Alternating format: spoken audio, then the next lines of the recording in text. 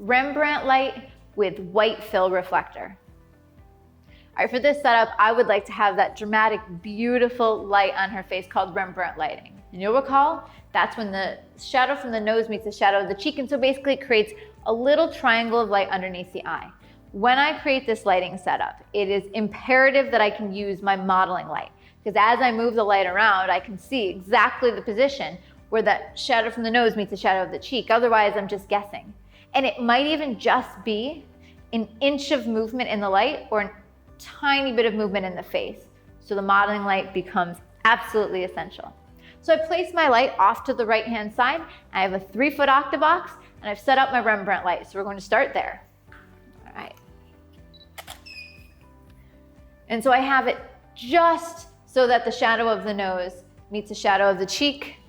If I bring it around front more, it becomes loop lighting. If I bring it around to the side more, that shadow closes up. Perfect. So let me grab that again. Great, so nice dramatic light. And what I'm watching for in this setup is I want to make sure that she has catch lights from that main light in both eyes.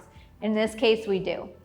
Now, as I look at the shot, the background looks pretty dark, which is fine. It's meant to be a dark image, but maybe I would like a little bit of detail on the shadow side of her face. Right now, it's almost complete black. So what I'm going to do for this one light setup is bring in a white reflector. My white reflector, I'm going to place more to the front of my subject or directly to the side so that it's a fill light. If I move it around behind, it becomes more of a rim, and using the white reflector, you're not going to see it.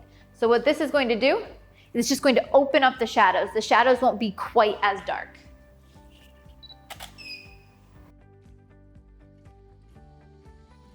Great, so I get the closed triangle of light underneath the eye, giving me Rembrandt light, but then I don't have to worry about having such dark blocked up shadows. I can bring in a white reflector just to bring them up a little bit to have some detail.